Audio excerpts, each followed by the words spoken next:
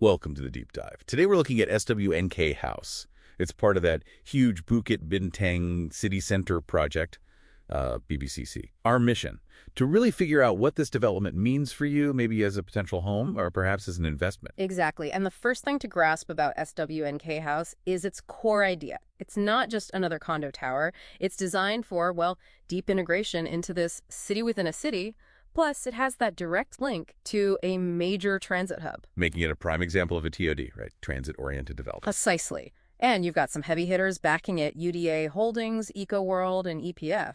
That signals serious commitment. Okay, a city within a city sounds impressive. Yeah. But let's unpack that. What does this hyper-connected lifestyle actually look like for someone living there?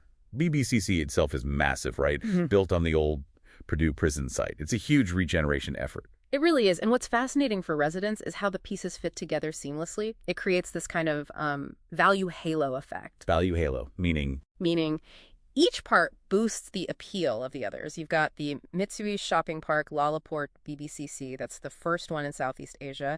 Then there's the Zepp Concert Hall, a big GSE Cineplex, the Malaysia Grand Bazaar, that gourmet street. Wow. So retail, entertainment, food, it's all literally just downstairs. Pretty much. That's the vision. It's about ultimate urban convenience. And you mentioned the transit hub, that direct, sheltered connection. That must be a game changer. Absolutely. It links you straight into the Hangtua LRT and monorail, plus there's a walkway to the Merdeka MRT. So it genuinely allows for that car-light lifestyle people talk about, less reliance on driving.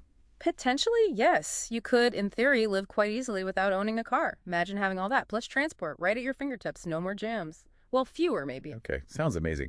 But there's always a flip side to living right in the thick of it, isn't there? That's the crucial question, yes. This level of vibrancy, it brings trade-offs. Right.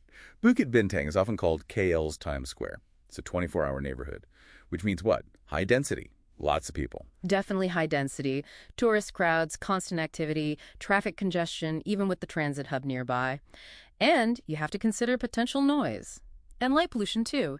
It's part of the package in such a central spot. So you really need to be honest with yourself. Do you thrive on that constant buzz, or do you need more tranquility, more personal space? It's a very specific lifestyle choice. Okay, let's switch gears. What about investors? This is where it gets really interesting, I think. The rental potential seems strong.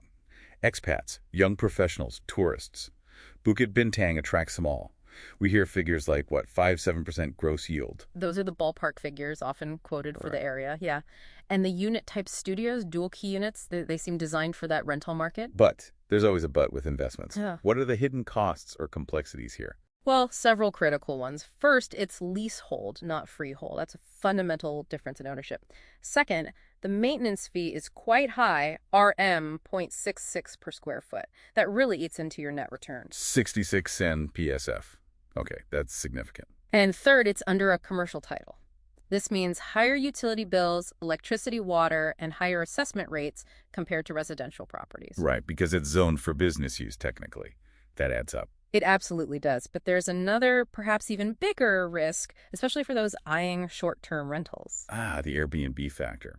That's often a big selling point, isn't it? It might be promoted, yes. But here's the crucial warning. Malaysia's regulations around STR are tightening up. And more importantly, the building's own management corporation, the MC, run by the owners, they have the legal power to just ban STR activities completely through bylaws. So the residents themselves could vote to stop all Airbnb-style rentals. Exactly. There's legal precedent for it. So if you're buying purely for Airbnb income... You're taking on significant regulatory risk. It's not guaranteed. Not at all. You need a high tolerance for that uncertainty. This isn't a passive buy-and-forget investment. It requires active management and awareness of these risks. Okay, so summing up, what's the final take? SWNK House isn't for everyone, clearly. No, it's definitely a niche product. It's for a specific resident who values that hyperconnectivity and integrated living above almost everything else. Or an investor who understands the yields, but also fully grasps the associated costs and, critically, the regulatory risks involved. And perhaps, stepping back, SWNK House is a really interesting test case. It forces us to ask, what's the real market premium for a true TOD in a city like KL? Can its unique advantages, its micro-location appeal, genuinely overcome broader market concerns and those inherent lifestyle compromises of supercentral living? That's the big question. A question for you, the listener, to consider. Weigh these points against your own priorities, your finances, and what you truly want from your home or investment.